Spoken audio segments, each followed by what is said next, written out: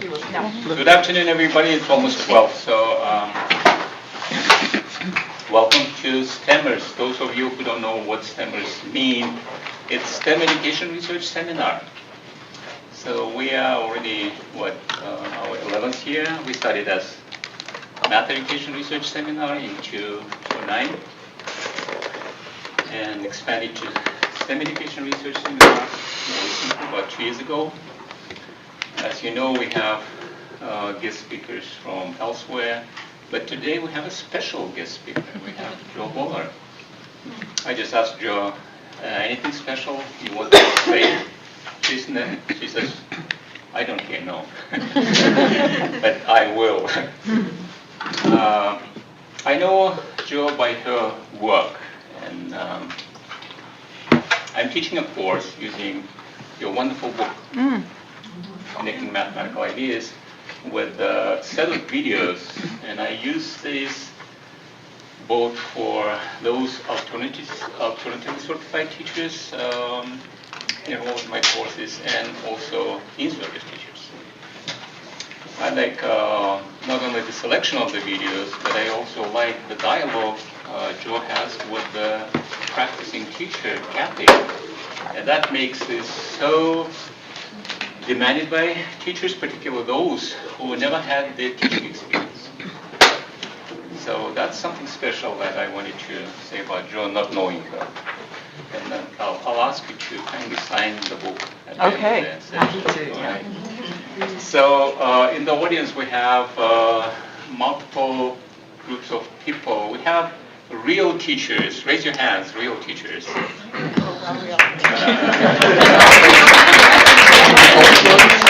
have doctoral students. Raise your hands, doctoral students, former and current, please.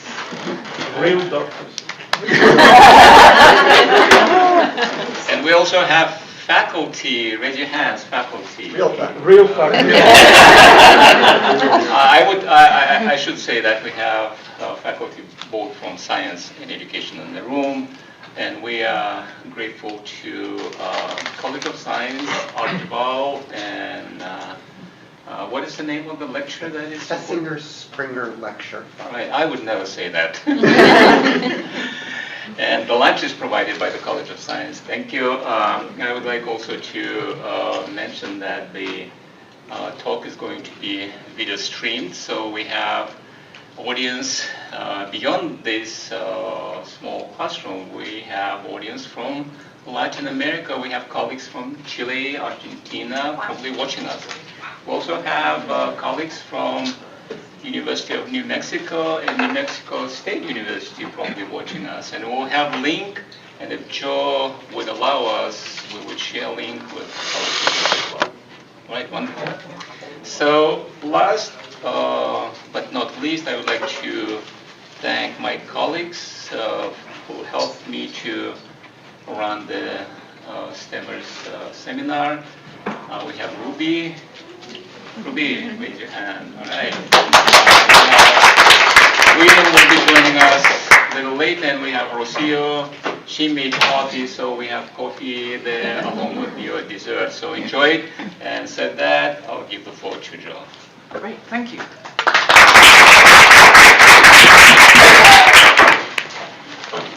Good morning, afternoon, everybody. Good to be here. And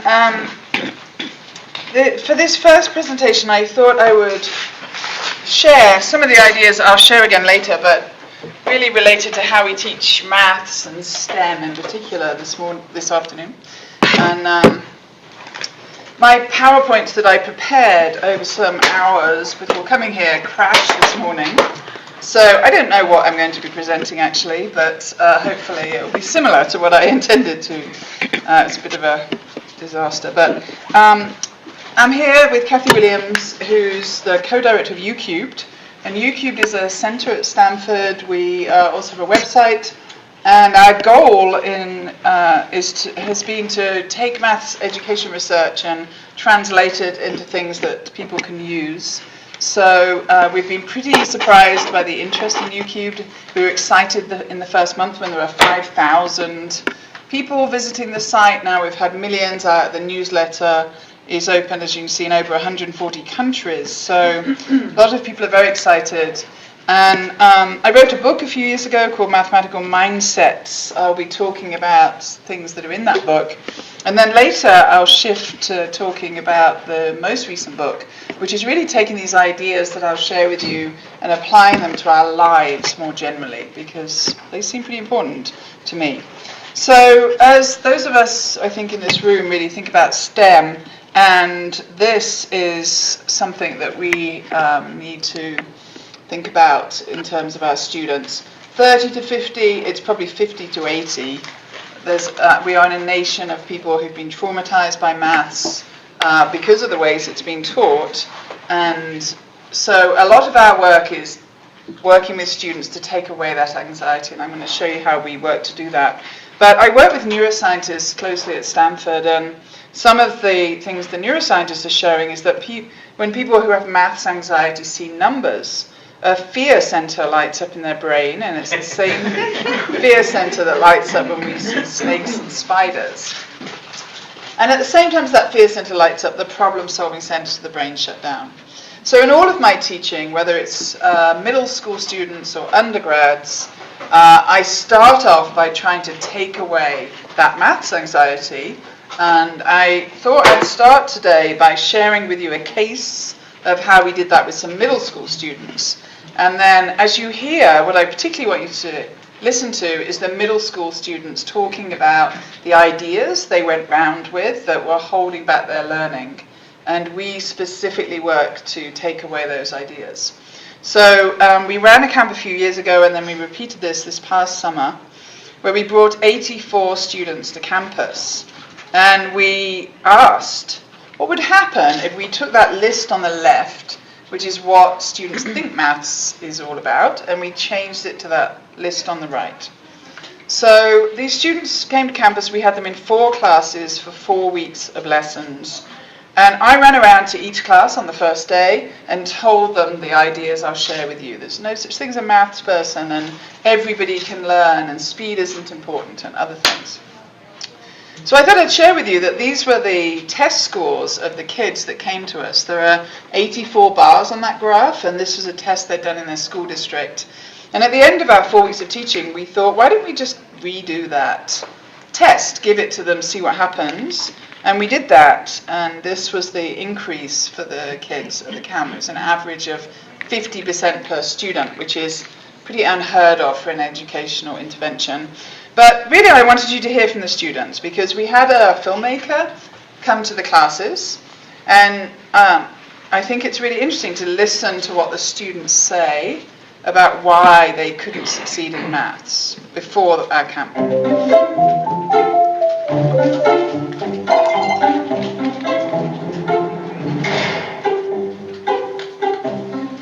Some people think I'm not good at math. I can never do anything. I'm not good at it. I'm just going to give up.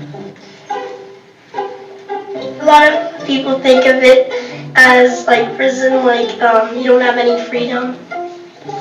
Okay, time to go to your notebook. Okay, read chapter 1. Okay, read worksheet. The math textbook, it's kind of like the Bible.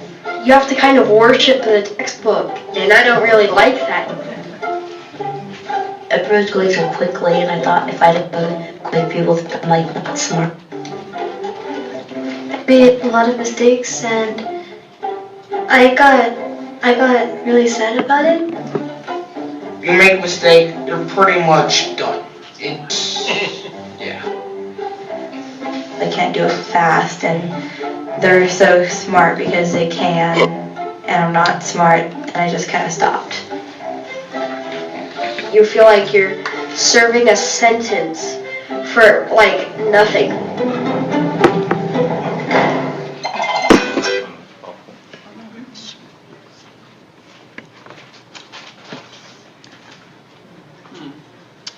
Well, I'm watching on my laptop. Oh, we got it!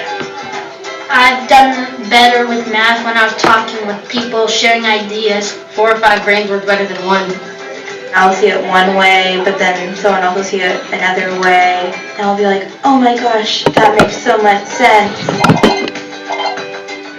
I Not that we're getting different answers out, because lots of problems in math, there are different answers.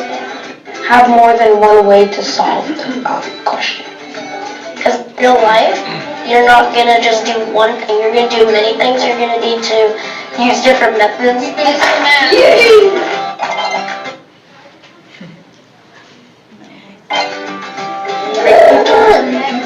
Hold on. Take your time and just experiment with every way that could possibly work.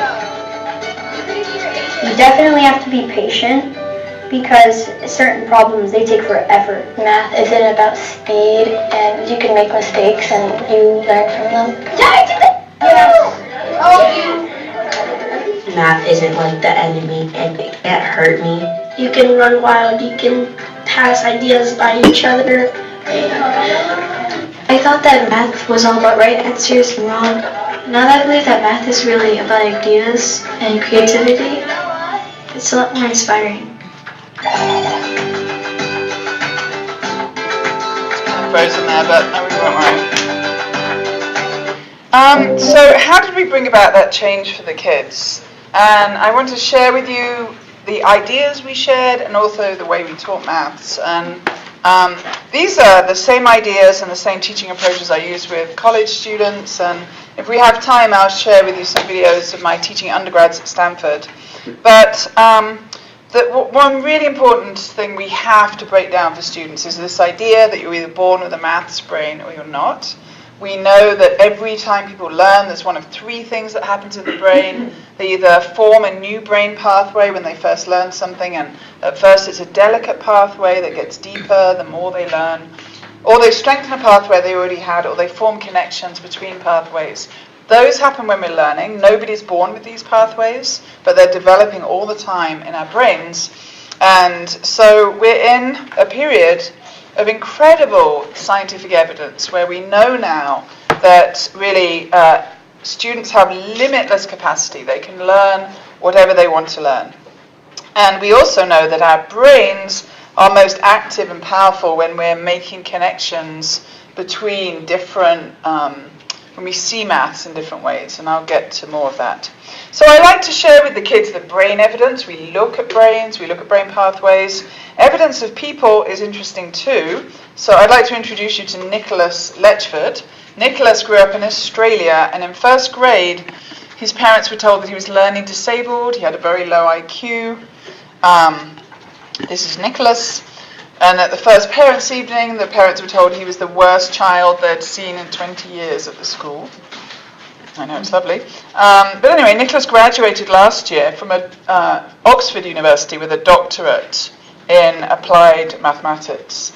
And his mother has now written a book about their journey together and how she refused to accept the limits that people were placing on Nicholas. So we know, though, that when people like Nicholas go against counter really serious barriers and go to the highest level of achievement, we know that when people do that it is a lot to do with their mindset. And we have a lot of evidence now from my colleague at Stanford, Dweck, that what we believe about ourselves will actually change how our brain operates and what we do. So this is a graph of Carol's that just shows kids going through 7th and 8th grade. I'll describe it to you. And in what you see is the kids with a fixed mindset are on this path of just kind of low level, and kids with a growth mindset are on this accelerating pathway. Their achievement is going onwards and upwards all the time.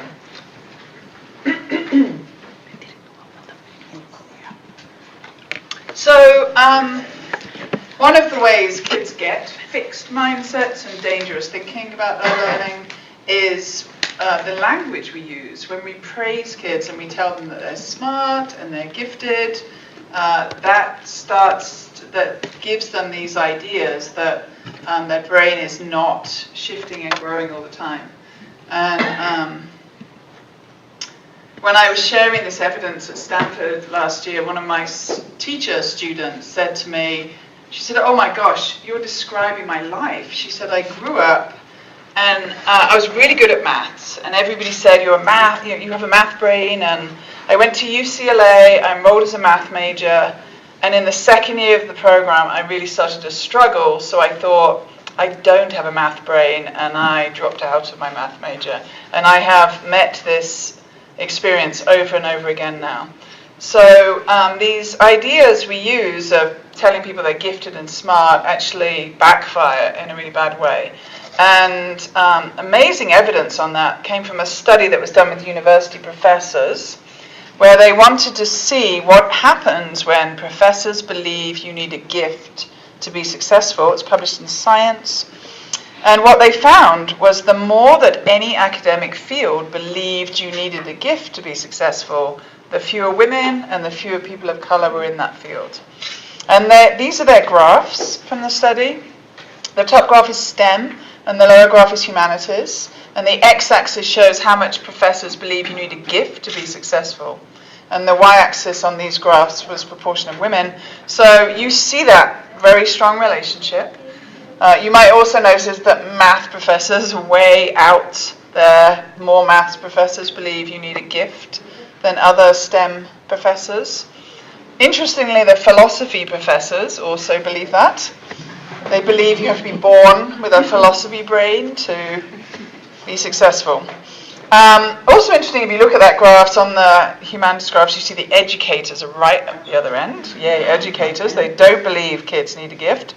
And on the science graphs, you'll see the neuroscientists are right at the other end, because they also know that this idea of a gift is not very credible.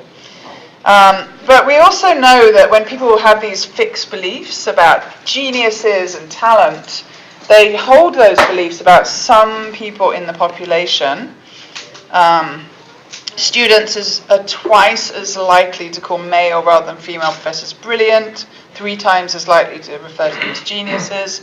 So these ideas are wrapped up with gendered and racialized notions and are really quite damaging. And I ask the question, why do we need this dichotomous thinking? Why do we think students are smart or not, or gifted or not? Everybody is on a growth journey. There's no cutoff where somebody is a different kind of person or brain than somebody else. So we've been sharing this message a lot. This is a resource that might be useful for you if you want to share this message. It's an online class, 6 sessions. They're like 15 minutes at each. And they share with students what maths is. And this is also available in Spanish. It's been taken, as you see, by 250,000 people. And changes students' pathways. Students who take this course achieve at higher levels even a whole year later. So the brain, the messages we give to the students, getting rid of these fixed ideas about their brains is really important. And then this is another really important message. We know that the best time for your brain is when you're struggling, when you're making mistakes even. That's when brains are on fire with activity. We know this from brain studies. We also know it from studies of people. This is an interesting book, The Talent Code, Greatness Isn't Born, It's Grown, where the author goes and finds super high achieving people in all sorts of different fields.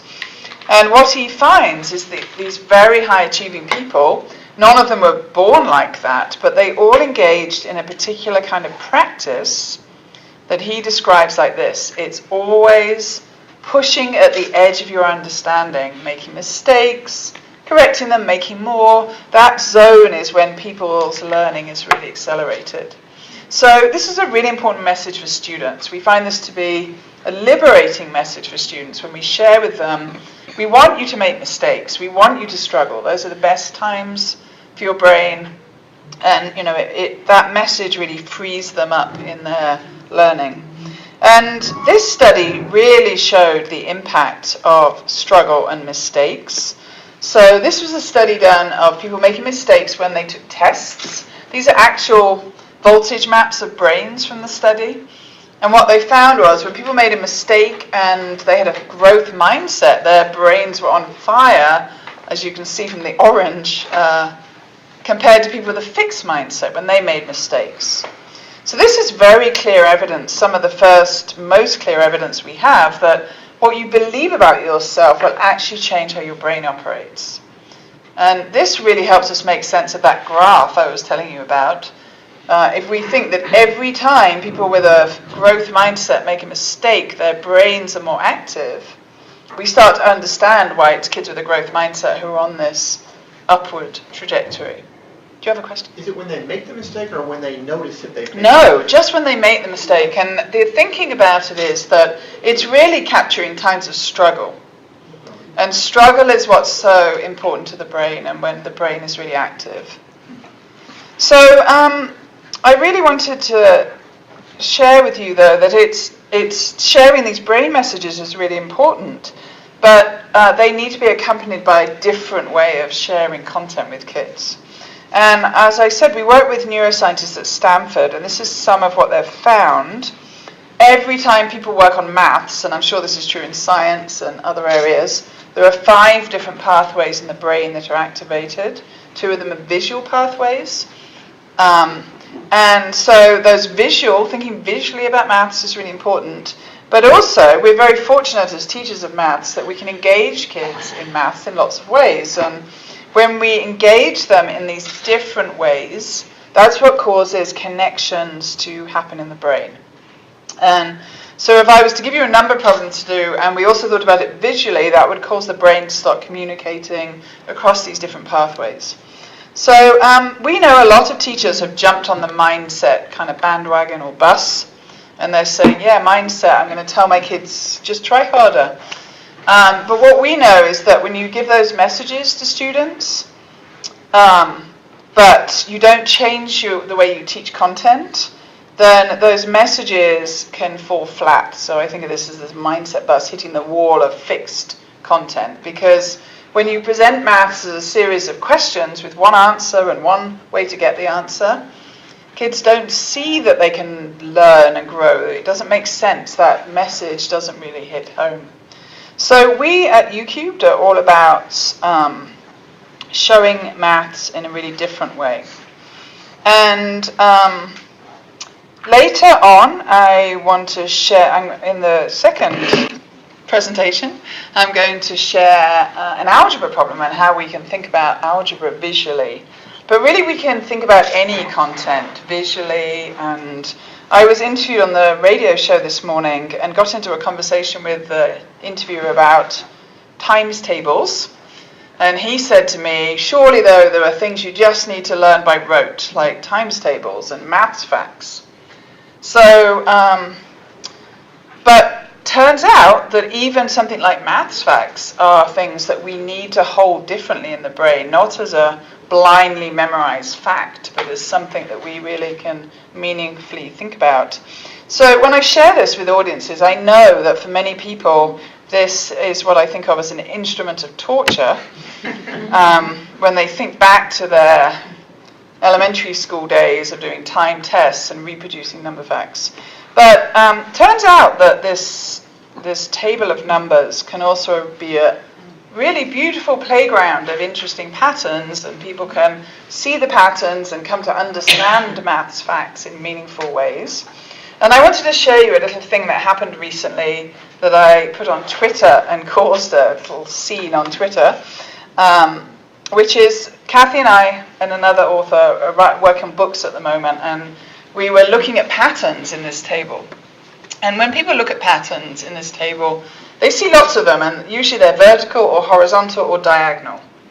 But we noticed this pattern that we thought was kind of interesting. So if we connect the multiples of 12, what you see is created on the table is this interesting array of curves. So when I saw this, I thought, what are these curves doing on this multiplication table? Why are they here? And I took a little picture of it and I put it on Twitter and I said, what are these curves doing here? And caused, as I said, a big reaction on Twitter. So first of all, lots of teachers jumped in. This was a teacher saying, my students ran a workshop on this today for parents, which I loved. And then teachers, this is a teacher saying, what? There's a line of symmetry that goes through the curves? And then others saying, yes, and your line of symmetry goes through all the perfect squares. So lots of discussion amongst teachers that went on and on and on and on. This is just some of it. But then the mathematicians jumped in, It's very interesting. So you can see here different people commenting on the hyperbolic nature of the curves and the diminishing nature of the curves as the cases go up. But my favourite mathematician contribution came from a mathematician at the University of Edinburgh called Chris Sanguin. And he said, I saw your little visual and I felt inspired, so I made this. So I loved this. And, you know, we talk when we share our materials on our website about a really important quality of the lessons we share is that they're low floor and high ceiling. So anybody can access them, but they go to high levels. And this struck me as particularly low floor and high ceiling, with elementary students sharing it with their parents and mathematicians getting excited. And we like to make the content of all mathematics visual. And I was having this discussion with the host this morning too. Like, can you really make all mathematics visual?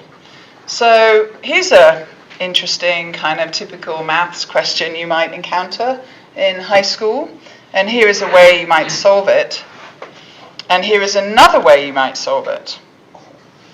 So you probably can see that the visual representation of these ideas are actually very illuminating. And if you spent time with this problem is given where people are asked, the way we give this problem is we don't obviously give this long line of formulaic proof. We say, can you prove that statement from this visual, is the question. So we do a lot of work K-12 in taking what would be pages of numbers and sharing them with kids in ways that make them visible, creative and visual, and teachers and kids really like that. So as we think about this different kind of thinking creatively, getting brain connections to connect with each other, it's a different kind of thinking, which a physicist who wrote this book, Elastic, which was a book that came out last year, talks about in these ways. He says there's really two forms of knowledge. There is what is in our schools, algorithmic, rational reasoning, very much valued in Western society. But there's another form of knowledge, which he says is a higher God, the Zeus of human thought. Flexible, creative, what he calls elastic thinking. The person I was speaking to this morning was saying to me, nobody needs maths anymore. It's not useful in the world, and kids know that when they're learning it. But that's probably right if you look at the formulaic, algorithmic learning that kids are doing, that they know that computers can do that, not do that thinking for them. But this other form of thinking, I mean, that algorithmic rational thinking, a computer could perform better than anybody sitting in this room and faster. But this creative, flexible thinking, they're at ground zero at getting computers to engage in that thinking. Of course, this is the thinking that will help kids do well in the workplace. That we spend all this time in school trying to create these algorithmic thinkers who will be replaced by computers when they leave school. So it's not that algorithmic thinking isn't important, but we really need to shift the balance in our education system and have much more time spent in this creative, flexible zone. But here's the problem with that. Things in schools get in the way.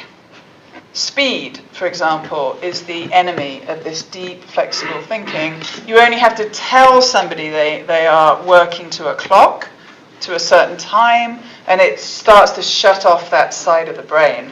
And of course, if you put them in a testing situation, that side of the brain shuts down. So we know this to be really important. And Sian Bylock is another neuroscientist, and she has shown that things like maths facts, actually, to calculate with maths facts, you need what's known as the working memory. The working memory is like the search engine of your mind. But when people are anxious, their working memory shuts down. So I don't know if you've ever experienced this. I know I have. You're doing maths publicly somewhere. Maybe you're in a restaurant and your friends say, you're the teacher, you work out the tip. And you look at this calculation and you have this feeling of your mind going blank. That is the impact of stress hitting the working memory. It's like your mind freezes and you can't really go forward. So knowing this, that gives us an interesting perspective on things like this. So these are used still in schools across the country, despite all of our work to try and stop them. 50 questions from my local school district for kids to take in 3 minutes from first grade upwards. These are the beginning of maths anxiety. They're also such a big presence in kids' lives when they're used. They start to believe that this is what math is. This is the fast recall of facts. So we try and dispel this idea that maths is about speedy work. And one way we try and dispel it is we share the stories of mathematicians. I particularly like this from Lawrence Schwartz's autobiography. He won the Fields Medal. I'll just let you read that. This was from his autobiography.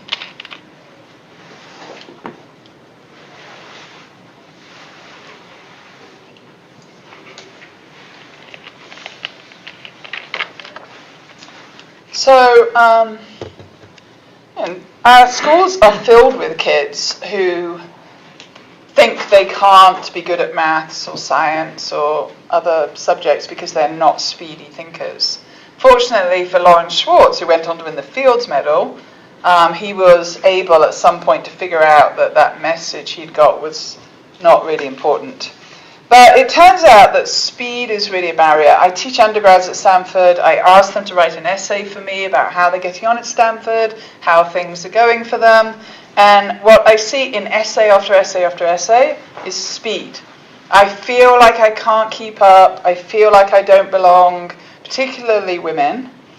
So really important to change system in all these different ways, but dialing back on speed, helping people understand that flexible creative thinking is what is important, is really an important thing. So I thought I'd ask you to think about a maths question now, and we could chat about this maths question. It's a question I happen to like, and I'm going to ask you to solve this question on your own, and don't get anxious. I'm not going to ask anybody's answer. I just want you to think in your head, how would I approach this maths question? Then we're going to talk about it. So at first on your own, and then we can chat together. But this is my question. What is the answer to 18 times 5? So you think about that. Come up with an answer.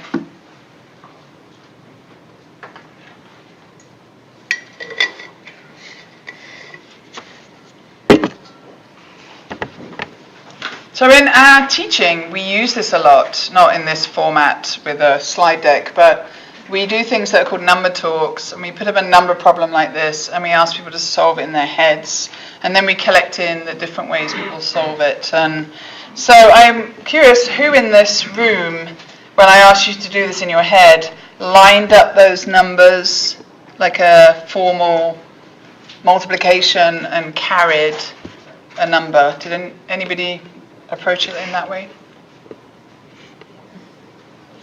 So, this is one way to do it, the way we're often taught in schools, but there are many ways, of course, to solve 18 times 5, and so let's look at some of them. You may, instead of 18 times 5, have worked out 20 times 5 and taken off 2 5s. Does anyone do that? Or you may have thought, instead of working out 18 times 5, I'll think of 10 times 5 and 8 times 5. Did anyone do that?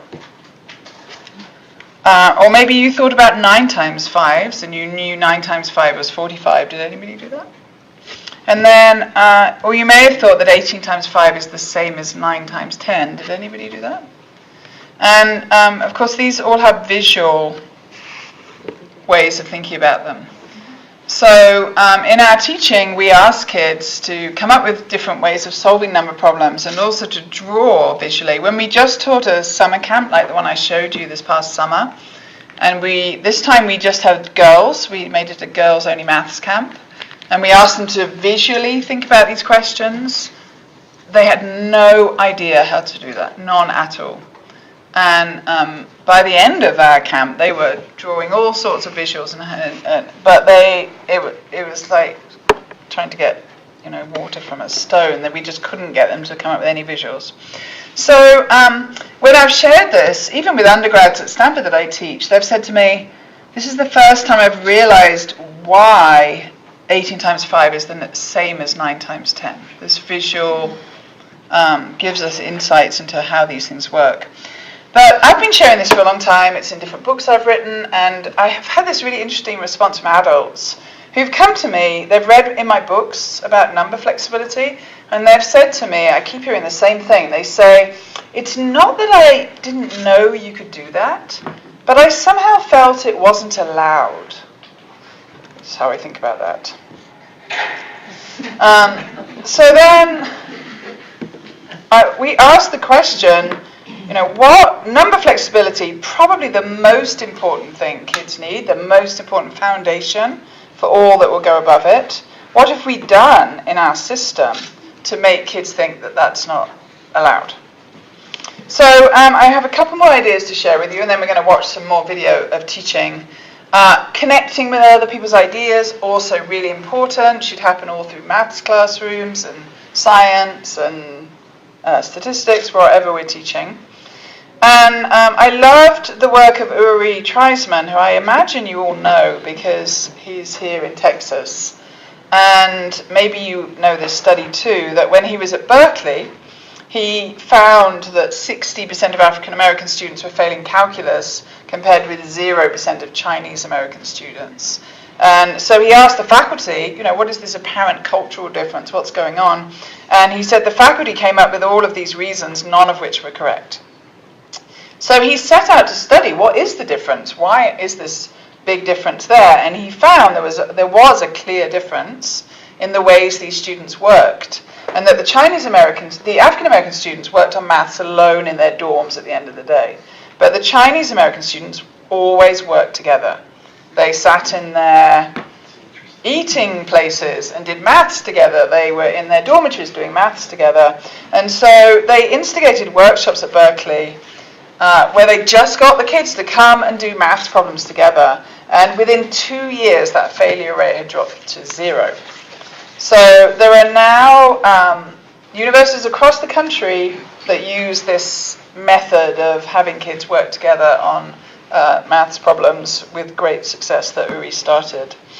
So connecting with others on ideas, collaborating, has these really interesting equity perspectives, which was highlighted for me also in the 2012 PISA results. Very sadly, in 38 countries, boys outperformed girls. But when they factored in anxiety, those achievement differences went away. So really what they were finding were girls were more anxious in this standardized test. But in 2012, they also gave what they called a test of collaborative problem solving. And in this test, the kids still took it individually, but they collaborated with the computer agent. So they got complex problems, the computer agent would solve part of them, and they would do it, and they had to connect with each other. And in that test, in the same year as the other one, girls outperformed boys in all 51 countries. And there were not significant differences between advantaged and disadvantaged students, which is pretty amazing. So lots of incredible things come out when we work collaboratively that seem to particularly work to promote equitable outcomes, which is pretty exciting. So I wanted to share with you some of my work with undergrads at Stanford. After all these years of being in maths education, I really think now that there's 2 forms of maths. And I think of one as performance maths, where a teacher explains a method to you, you repeat the methods in your book at speed, you're judged or assessed by how well and accurately you can reproduce those methods. And then there's a whole other form of maths where kids aren't taught by being shown methods, but they're given these rich problems and they're asked, what idea might you use, what mathematical idea might help you solve this problem, and what connections are there between mathematical ideas? And when it's not timed and it's not graded, it gives them this mathematical freedom that actually many students have never experienced. When they come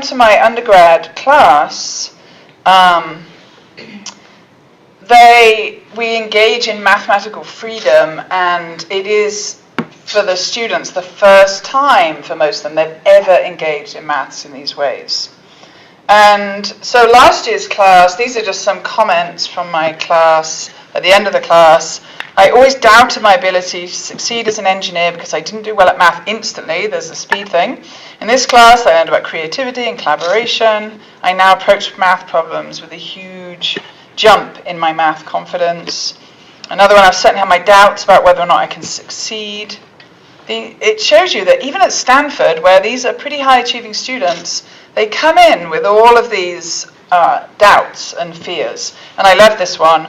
Math used to stay on the page, at least for me. Since I've started this class, problems have found their way into three-dimensional space. The walls of my room, the back of the name tag you asked me to make, my notebook, squares, diagrams, excitement, converge in the brain space I had reserved for calculations. And the dimension I reserve for mathematics has explosively expanded. It's perfect. That's really what we're all about. So I thought I'd just share some different resources and share some of the teaching I did this past summer with 100 undergrads. So people want to know the answer to this question. So they look at our approach and they say, okay, I get that students are collaborating and connecting and working on problems, but when do you teach them things? When do you introduce content to them? So I wanted to show you that. And I'm going to show you what happened in our class last summer. So I was asked to teach this group of undergrads that come to Stanford, and they were either in the engineering program but had been identified as vulnerable in some way, or they were in the first generation program. And this group of students are invited to come to Stanford a bit early. So I had this 100 students, and it was a teaching challenge for me because we were going to teach them calculus, knowing that some of the kids had taken both A, B, C calculus as freshmen or juniors. Others had stopped maths at Algebra 2. So we had them all together, and we decided that we would teach calculus in an exploratory way. This was the reader for the course. It's a really lovely book about calculus that Steve Strogatz released last summer. This is from his book. He says, a single big, beautiful idea runs through the subject from beginning to end. Once we become aware of this idea, the structure of calculus falls into place. Alas, most calculus classes bury the theme under an avalanche of formulas, procedures, and computational tricks. So we thought, knowing that many of the students were coming in, having been under this avalanche of methods and procedures, if we introduced calculus to them as problems that they needed to solve, it would help those that had this calculus experience, but it would also help those who'd never seen calculus. So our classes were 2 hours a day for 4 weeks. I had doctoral students who were TAs, and these were my principles that we wanted to increase students' sense of belonging and experience mathematics in all these different ways. People, when I present to teachers, they often come up with lots of ideas for why they can't have kids engage in this exploratory way. This is one of the excuses. My class is too big for it. So this was the class. It was pretty big. So how do you teach content when you're teaching in these? How do you introduce content when you're teaching these exploratory ways? I was really informed by this study where the researchers compared teaching kids content and then having them answer questions, which happens in the 99% of classrooms, with giving students questions first and asking them, what's your intuition? What do you think you would do in this question? And then they talk about it, and then later you introduce the content. And what they found is it's that second group that achieve at significantly higher levels because they've been engaging with this question, and then by the time the content is taught, their brains are primed to know that content. It will help them. Whereas in most maths classrooms, the teachers introduce methods first, And of course, the question that's always asked from kids is, why do I need this? There is no reason. They see no reason. But when you give them a problem and they're grappling with it, and then you teach them a method, they're like, oh, I can use this method. So let's have a look at this in the classroom. We enacted an activity where we asked the kids, how would you find the volume of a lemon? And every group had a lemon. We gave them a lemon. And we also put these different resources out on the table that you can see there. And we said, you can choose up to 3 resources at a time. And we'd like you to find the volume of a lemon in as many ways as you can. So I thought I'd share with you a couple of videos of the kids doing that. So this is a group working on this task.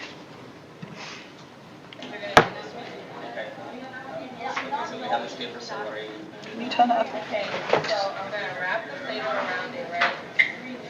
And then since it's paper and it's like, I can just take it off. Ideally, the Play-Doh's still going to be here. I'll peel it off and like mold it into a cube or something that we can find the volume of approximately. But I don't know, because it's kind of like surface area or whatever.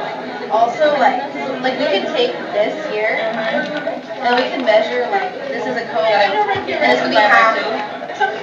Yeah, multiply by 2. Or we could even just like do the other second one because it's not perfect. Exactly.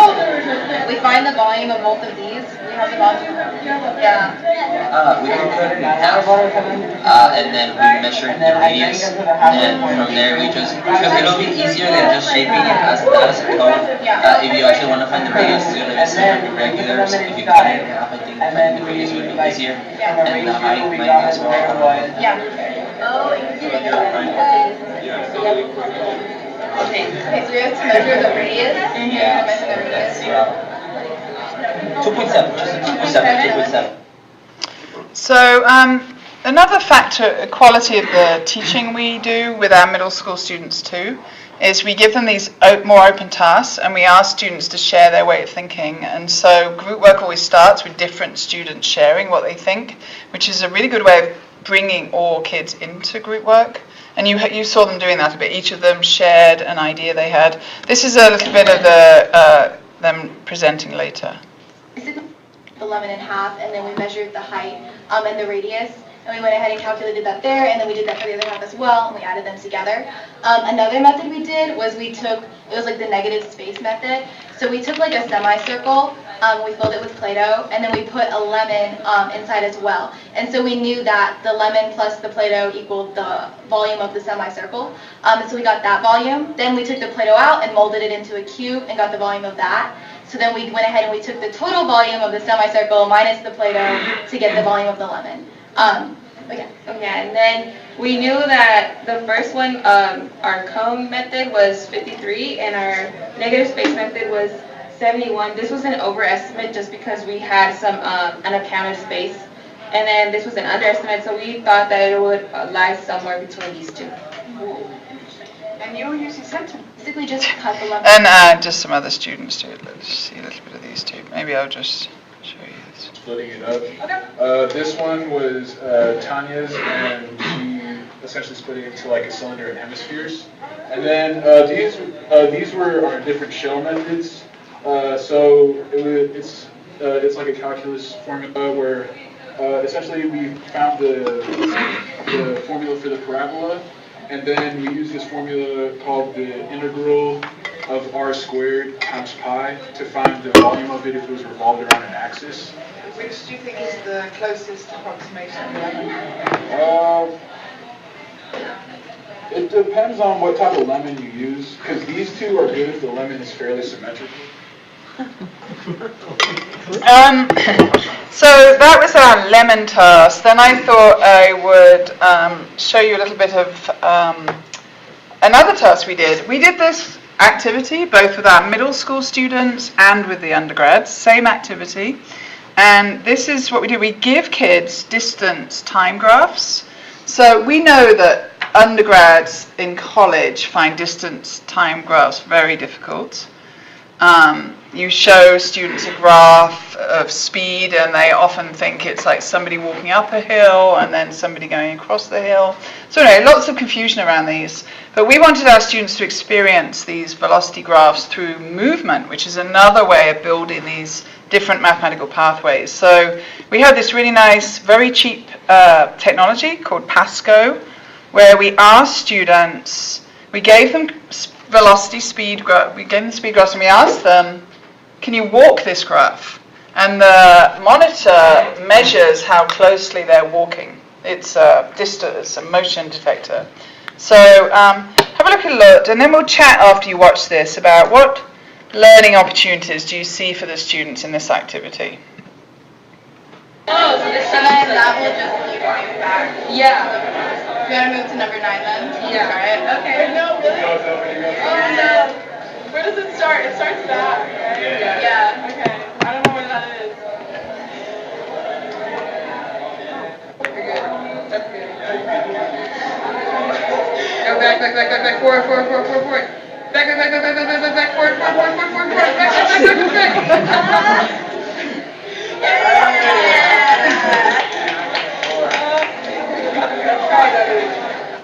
Let's try do this one.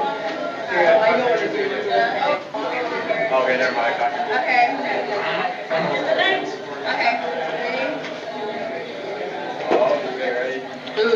I know, you're ready.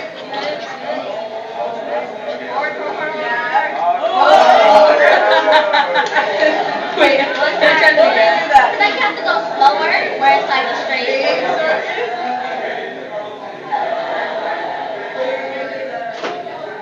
No. You went too fast up.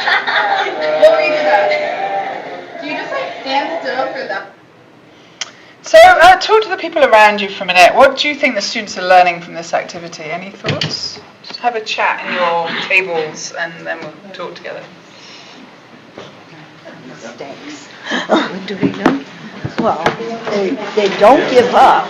They definitely keep going, and they're trying to improve. So so it's like, okay, this didn't work. Let's try something new. Let's try something new. How like basically to have a straight line, you need to focus the straight. Don't change your distance. So basically, experimentally. I like that. Like patches have like there was power in everything. So you don't think positive slope. Mention the detail. I love that. So we kind of like very like oh you need to really do it. You cannot just imagine. It would be hard. Yeah, I love that. Like That's good. translation. Yeah. And what's the point of that would be total hurt? Yeah. I was looking out that going, no, I don't plan out, but I want to do, but then I don't know because they're going forward, backwards. That's hard. Yes. Yeah, that's because then how I got myself. It's called Pasco. That age? Yeah, but you need to have some kind of device that would determine where you stand, yeah? Correct. That looks like it, right? So Pasco, how to do it. Yeah. Flashes stuff for But this is just motion detector. Yeah, it's a motion, because I have like 2 of my own motions. Very similar. You can get the graph on the calculator. And I can imagine real life. Okay, so this is policeman that measures your car like speed versus. So maybe we could chat all together about it. I love this. But what do you think watching that activity that students were learning? Would anybody like to share? There were lots of answers to this question, but anybody have any thoughts? What were they learning? Yeah. Yeah, we had a little conversation on the opportunities, and you talk about the big ideas in one of the first slides, right? Talmud and I did a workshop for, I think, some of the high school teachers are here, on pathway to calculus. So, and one of the big idea that we focused was FTC. You know what FTC, right? Mm-hmm. Fundamental theorem of calculus. There are very few fundamental theorems in mathematics.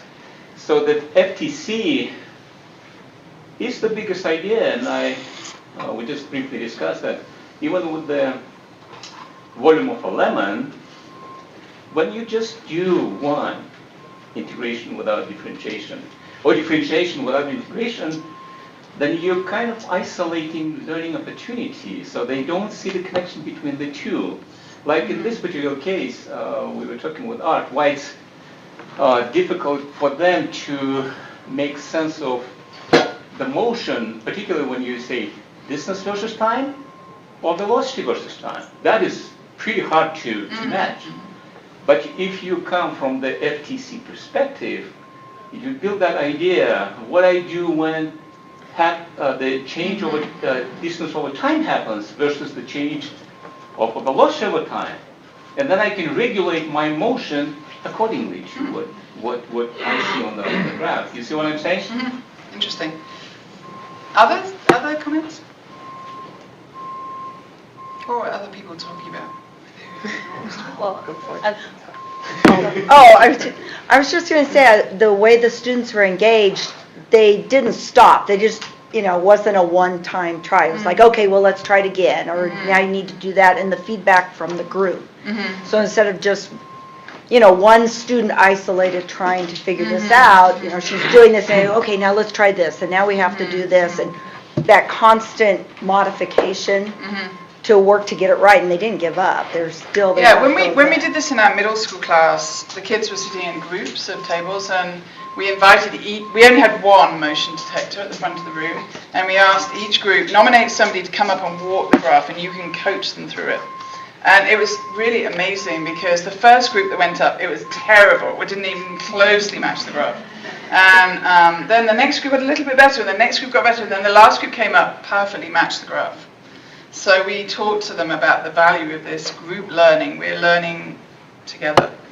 What were you going to say? Oh, well, looking at it as a middle school teacher, just the basic understanding of because I'm currently just finishing the linear functions, but understanding the zero slope and the undefined slope, I think it's just taught and given to them, but it's not actually attached to a visual where they can actually understand it. And I think that's crucial. With our middle school students, they had done a pre-test, which they did not do well on these graphs, so they were in the test. But they did amazingly in the post-test question. And we really felt that the fact they had moved the path of these graphs had really given them a different understanding. I think what is nice is that this one is in line with nowadays students when they learn things. It's just try and error. And you get immediate feedback. So, and the nice thing is that it's actually when they do it, it's nothing to do with math. And then frees up a lot of anxiety. All I need is just to make it match. And then later, when they start discussing, the math could, and it all could make sense. All the connections could come later. But it starts with the fun element, which you normally is missing in an anxiety and So with this particular activity, one of my reactions was, well, maybe some students are just more kinesthetic learner oriented, but then is that a mindset? Can we all become kinesthetic learners? Yeah, and in fact, those learning theories that came out when they came out a few decades ago, being a kinesthetic learner or a visual learner, they're kind of damaging, because everybody needs to learn in those different ways. And if you're not a visual learner, what schools were doing, saying you're not a visual learner, we won't give you visuals, that's the opposite of what they needed. If people aren't visual learners, they need visual learning even more. So yes, I think that's right. So after they did this, we gave them the task of coming up with graphs for other groups, which of course they loved. So we said, now you're going to make a graph and see if another group can walk the graph. This is an example of one of the graphs they made for each other. So we gave pre and post surveys to kids when they came into this course, and these were all significant changes for the undergrads in the course. These are the significant changes we get for middle school students too. These are the ideas we really want to change. So we're pretty happy about that. And then the kids wrote reflections at the end, and I thought some of those were interesting. I was sharing earlier that for some of the kids coming into this class of open investigatory learning, it made them really unsettled, and they were really resistant to it. And this is one of those students at the end who said, being forced to learn math at a fundamental level was very frustrating because beneath the memorization of formulas and functions, it made me feel like I didn't actually understand it at all, which was pretty interesting. A lot of the students who were very resistant at the end said, I'd never had questions that I couldn't answer instantly before. And so it made me afraid. Others, I feel as though my relationship with maths has slowly shifted from abusive to healthy over the past month. I know that we still have a way to go, but maths and I are on the right track, and I feel like I'm now able to see the light at the end of the tunnel, so to speak. And this course gave maths and me a chance to really sit down and understand each other. And then this one, I feel like I'll go into my first year maths courses knowing a secret that no one else knows. Maths doesn't have to be intimidating. It's not maths' fault that it has been portrayed to be an evil subject, only conquered by geniuses and or white males. With a little love and understanding, maths can be kind, compassionate, and even fun to be around. So I really believe in giving kids this different experience of maths. No matter how long it is, whether it's for 10 weeks or a week, it's really important to free up their thinking, I think. So we share a lot of our resources. These are resources we drew upon in teaching this class. Then we made a section of UCubed that has the lessons that we used in the classes that are uploaded now, as well as videos of the kids. So I wanted to end with one telling you about this really important movement for the last 5 minutes or so, and then we can chat about this.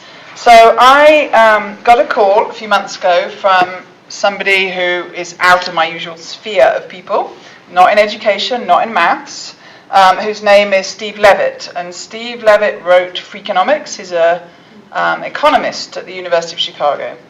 And he said, would you help us try and change high school maths? And he said, we have put together this team. And I said, yes, I will definitely help you try and change high school maths. So this was the team he put together. As you can see, a lot of high-flying people there, not the normal people I hang out with. And this was their argument, that the world is filled with data.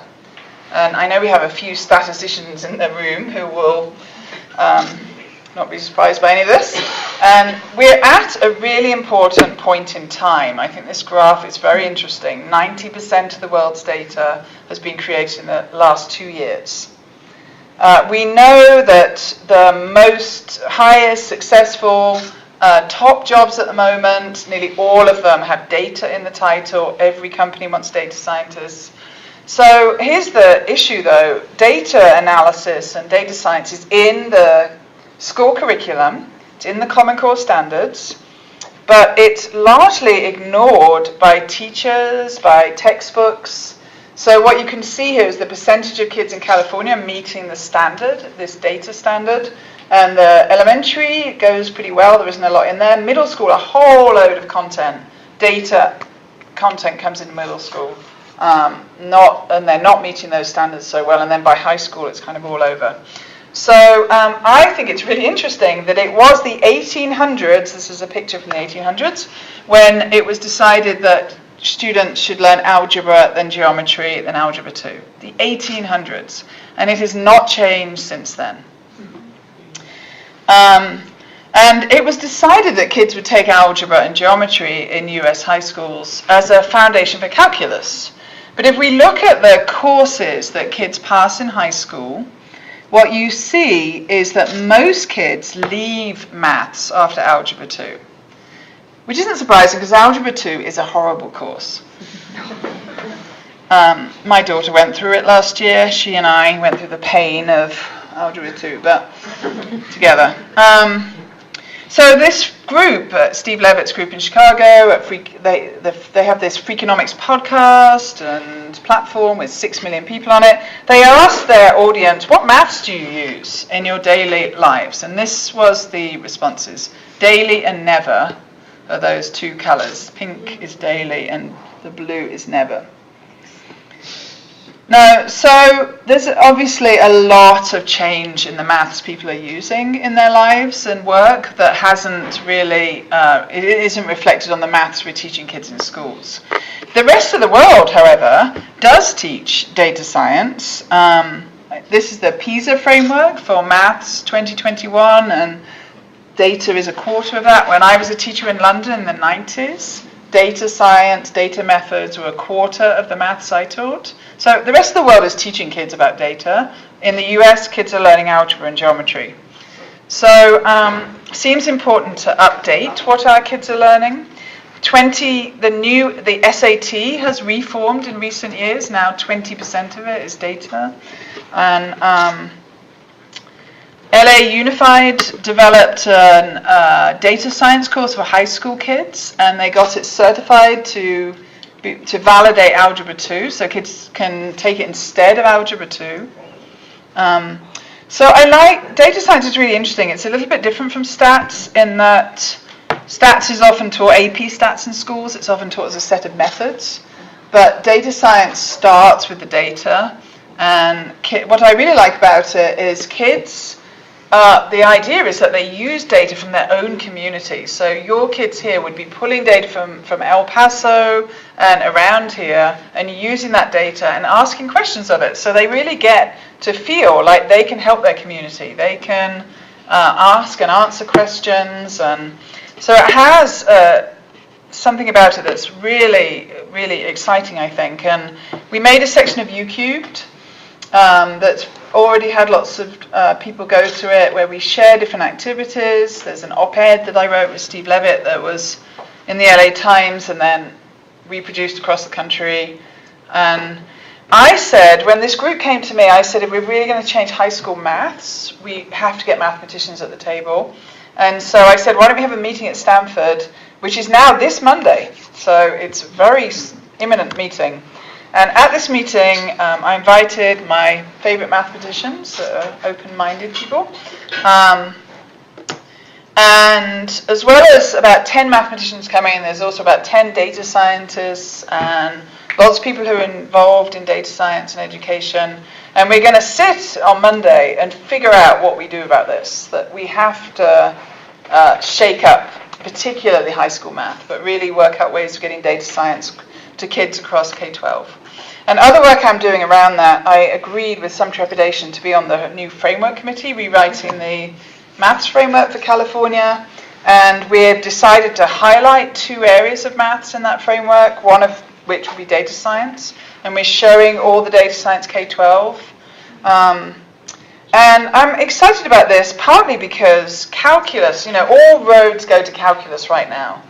And calculus has set up this very inequitable system in maths. There's a lot of inequities in who gets the calculus. It's the only course really that of all the AP courses that you need to be advanced to get to it. So only some kids get pushed forward to calculus. It sits on a whole system of tracking and racial inequalities. So I'm excited that data science, particularly if we go into it with a different perspective, can really be different from that, and a much more equitable pathway, and all kids can be invited into it, and kids will, really see that maths can be important and relevant to their lives. So that's what I was going to share. I thought we'd have some time chatting. I think we've got a bit more time, and see any questions or any thoughts people have about any of this. Yes? So is the goal to make all instruction GMS, or just to give a critical mass of GMS experiences so that students can persevere even during the unavoidable parts of the curriculum that aren't yet GMS? GMS is? Growth mindset. Growth mindset. What's the S? What's the S? GM? Mindset. Mindset. Okay. Mindset. Okay, I got it. So what we do in our teaching is we change all of the content, the way we teach it. We give mindset messages to kids, we share about brain science, we share about their brains growing, we give them open visual tasks, and you can cover all content in that way. So it's not, you don't need to just do it for some of the time and then say, okay, now we're going to go through procedures. You can really do it all the time. Any other questions or thoughts? Yeah. I want to ask about the How to Learn Mathematics course Yes. that you're offering at Stanford. Is that a course that is given or offered to all freshmen? Who is that course designed for? It's really designed for all people.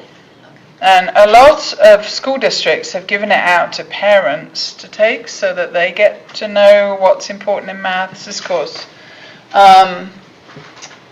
So it's designed to be accessible for children and for adults. And it shows the nature of maths. It's me teaching it with a set of undergrads, so it's kind of interesting for people. We go and look at the Stanford soccer team playing soccer and think about the maths inside soccer. There's a lot of like, what is maths? And but also the brain pieces around how our brains work. So I've had many adults, grad students who take it, but also kindergarten teachers share it with their classes. It's pretty cross-age. Is that a syllabus that you could share with some of us? Well, you could take the course. It's an online class. Yes. Oh, this is? Or were you talking about my undergrad class? No, I'm talking about, I think about the undergrad. So the undergrad class, yeah, I could share that syllabus. In the undergrad class, which is also called How to Learn Maths, yeah, we do open creative maths and, again, share these brain messages. It's a bit like this, but in person. Yes? Because I think our current classroom environment is very time limited. So I think the one you were saying about not focusing on the performance. Yeah. So what would you suggest for like course design for future? Well, I haven't shown it today, but we do have a lot of teachers who are using these ideas with a lot of success in their schools. Even though they're in school districts with all the time pressure, the pacing guides, the district tests, they've changed their teaching to be more open-ended, more creative, more visual, and they've found huge successes. But they dial back on that speed message. They don't say to kids, we've got to hurry through this, and they don't give them tests at the end that are like speed tests. So there's a lot a teacher can do to make this more open classroom environment, even inside a system that's very oriented towards speed. And just to follow on that, would you think like technology also play a very important role to save the time limited in the classroom, to let students have more time, maybe explore it online after class? Yeah, I think it can. What grade do you teach? No, I'm not a doctoral student. Okay, and you're a doctoral student, yeah. Conrad Wolfram, I don't know if you know Wolfram Alpha, it's a maths website. Conrad Wolfram, he's coming to Stanford on Monday, but he's really passionate about changing the teaching of maths.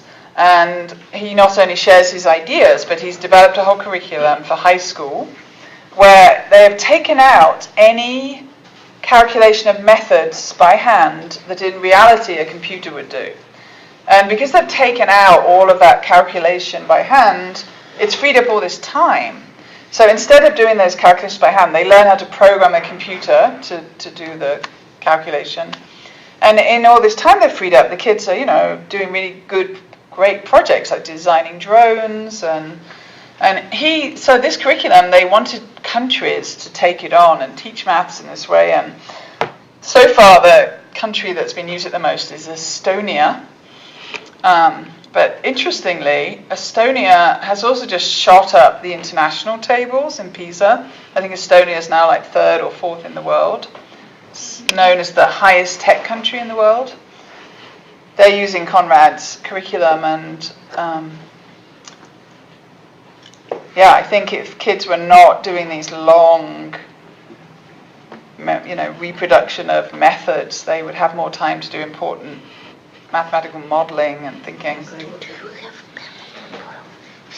Yeah.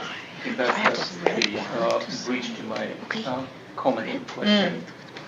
For a long time, I've been treated as teacher of mathematics by me lying to students when they say, where do I use it?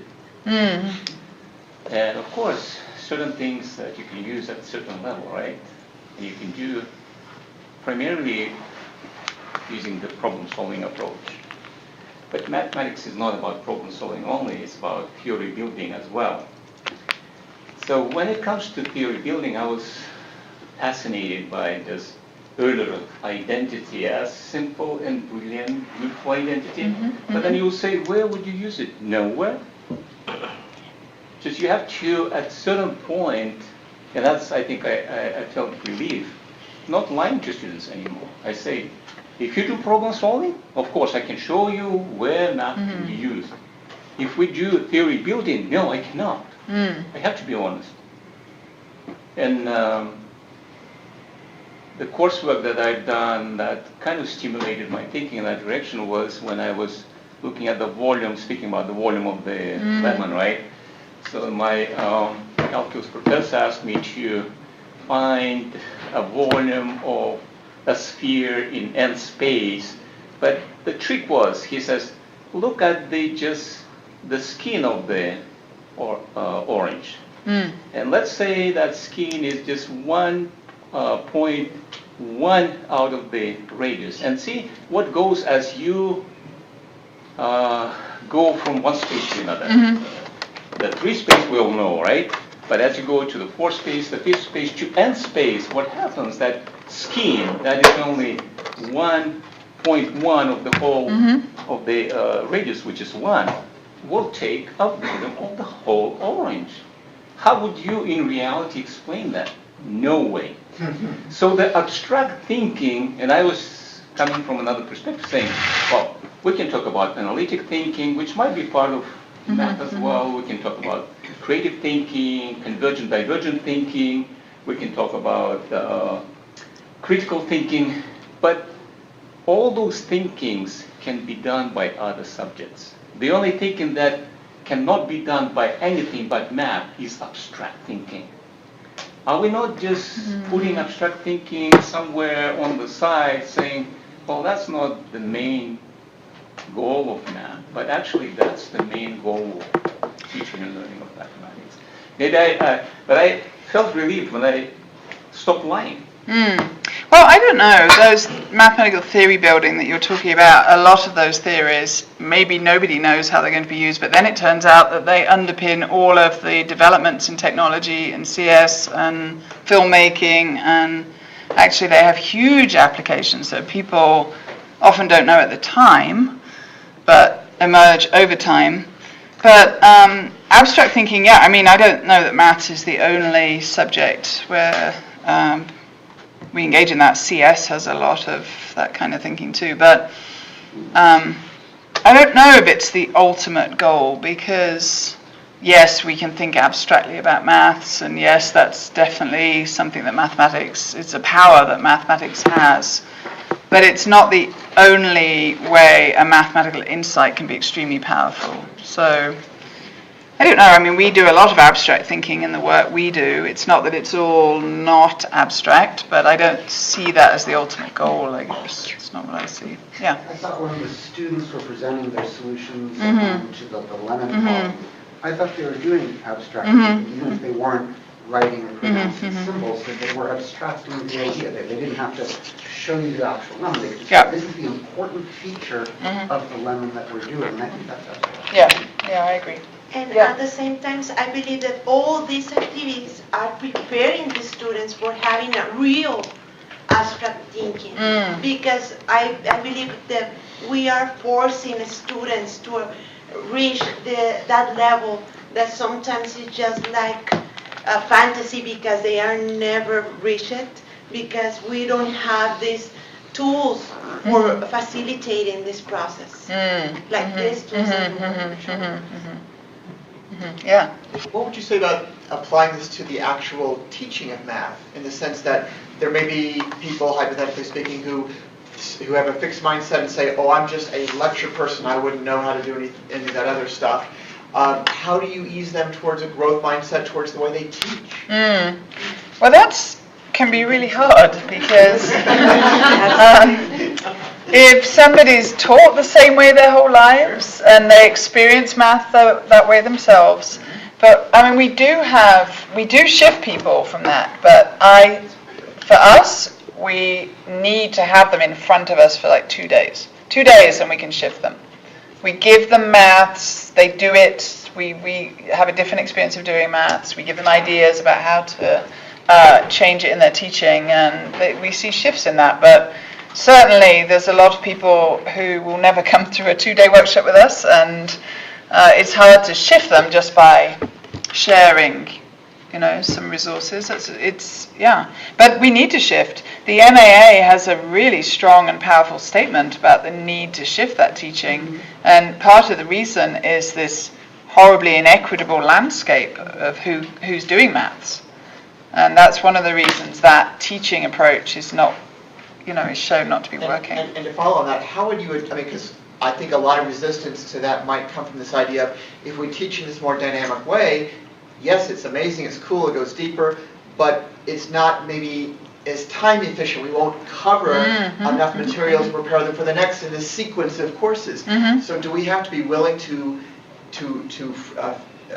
free up the space to make that happen, to get rid of some of the topics, or what do you suggest? Get rid of some of the topics, Stanford's math department is extremely traditional. Lots of lectures, long lectures, and one of the changes they made was the lecturers stopped proving things on the board. And suddenly they found there was all this time because they'd spent so long doing that. And so I certainly think it's possible. I was going to show you this. This is a paper that was written about a maths department in England who took the ideas for opening up questions that are in my Mathematical Mindsets book, and they monitored the brains of these undergrads and found that instead of just asking all these questions with one answer, they just flipped the questions around a bit and got people thinking a little bit more deeply, and they immediately see brain change, and the kids are more motivated, they're more interested. So even in math departments in universities, we see big changes when people are shifting. Covering less is actually a really good goal, because usually we try and teach too much and then everything is just a shallow skim of everything and people end up not really learning anything. So I totally support taking content out or rethinking courses to think, what are the big ideas? Let's teach the big ideas and not all the methods. That's what we say to school teachers. Instead of going in, we've really done a disservice, I think, having things like the Common Core and these other curriculum that take this mathematics, this subject, which is this web of interconnected ideas, and chop it up into these tiny pieces. And say, here, teacher, here's 100 little pieces of content to teach kids. And so the connections are gone. And I don't think that's a good way to start, to give people lists of methods. And when we work with teachers, we say, let's forget the list of methods. Let's work out what are the big ideas of this year. What are all the big ideas? And for each big idea, let's find really rich, deep activities. And it turns out a lot of those methods come up under those rich, deep activities. And then we can see what's left at the end of that. But it's much better than trying to just teach lots of methods.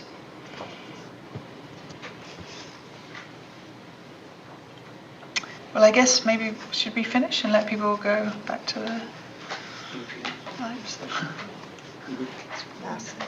Any questions? Any comments? Maybe I share a struggle. Oh, yeah. So my struggle is because we are having a workshop on the growth mindset, so I myself this semester chose for my class a pre-service is a capstone course. So in a way they have actually learned the math content. That frees up. So that means I no longer have to reteach the math content and I can use activity. to start, So then I use one of the UQ activity. It is on the sequences. By counting the area code, it becomes infinite series, geometric series. Yeah. So the first activity went well because it started well. I showed a growth mindset, and then they all engaged. And I just discovered by the fourth class, and then slowly it moves. Even myself, I noticed that I'm moving towards that. Okay, students have to get them homework, make sure that they got to do the homework, they look up Google, what is the geometric series formula is supposed to go. They have already learned it before I was expecting them. So now you can go just Khan Academy and look for things. So, however, when I graded the homework, it does not happen, So, because our students, I'm guessing, a lot of time is that homework is I just answer whatever I know. If I don't know, then it is okay. I just write what I know. So that is what I'm beginning to find the attitude. You know what I'm trying to say? So that is a challenge that I have. The self-learning, it is an effortful component. That it's tough. I'm having a difficulty. And one student was complaining after class yesterday. After all the homework I have turned in, and then you show how to do it, the big idea. You should have taught us before you give us the homework. That is not fair. So that was the topic. But how am I going to know if I have not graded your work? I was expecting you to put the front end first. But now the student is he's going to bring it up for the whole class discussion on Tuesday. Okay. Which the student is okay, fine, let's bring it up for the class, whether we want it. She has taken a class from me before. She was saying, I like the other class better. Yeah, but it's also still problem solving. The only difference is that it seems like I give them more at the beginning so that they have that resources to do the homework. This time is the other way around. But a lot of the thing that came up for the homework, it comes from what came up in the class. So after the class, then I write the homework question, and the missing components, I get them to go and Google, So that missing component is not done. So as a result, I'm having that challenge. I hope I'm not boring you, but Maybe we shouldn't call it homework, call it like an investigation, so that they have a different mindset about the experience. The first lesson, they like the experience because they work in group and things like that. By the time I have the fourth lesson, you see, even I myself, the old habit kicks in. After a while, is that, okay, I need to get this content covered by the end of the class. So it's somehow I have to end the discussion so that we have a group discussion, and I catch myself doing that. And that is, I think, I'm also struggling how to maneuver and find, what do you call that, a working ground. Yeah. I'm just sharing the struggle that I'm having with my class right now. That's interesting. I mean, and having students think more and not be told what the information is harder for them. So some students are resistant to that. They'd rather you just tell them, and then they don't have to think as much. But I think we have to keep the higher ground of knowing that thinking is really important for them, whether they want it or not. They need it. It's the kind of thinking they're going to need when they go out from here and go into other places. I agree also that not having something be homework, but more exploration might help. But it's great that you're trying these things because they're really important shifts that we need. But sometimes you're doing something with students, particularly at this age, that is different from all the 12 years of learning they've had. So that's when you get resistance. So do you find that it's helpful at the beginning of the semester to do some sort of crash course version of the 2-day intensive you do to help people buy in, to let them know the rationale? I do think it's worth doing a lot of time at the beginning, helping them understand why we're working in these ways, what we're trying to do in this class, and also to take off the performance goal. It's their fear of not performing that causes them to, not do things, and share with them that the goal is to be creative, to struggle, to, go out into places you haven't been before. And I share that with my students always. I say, I'm really not interested in seeing somebody just go through and get a correct answer. I want to see you struggle. I want to see you take on challenges that you haven't taken on before. And so I do think it's important to share that. Not just at the beginning, keep sharing it. This is what we value.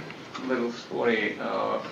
Students like to complain when it comes to, you made me think, of course, mathematics. Wow, thinking, right? But let's thank the... Yeah.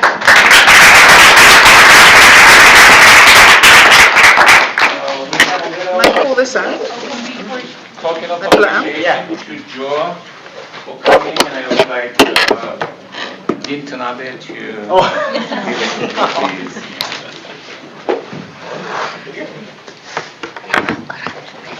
I was late, I shouldn't be having this honor, but thank you so much for coming in. Thank you, it's been much great. appreciated having you here, of course. Thank you.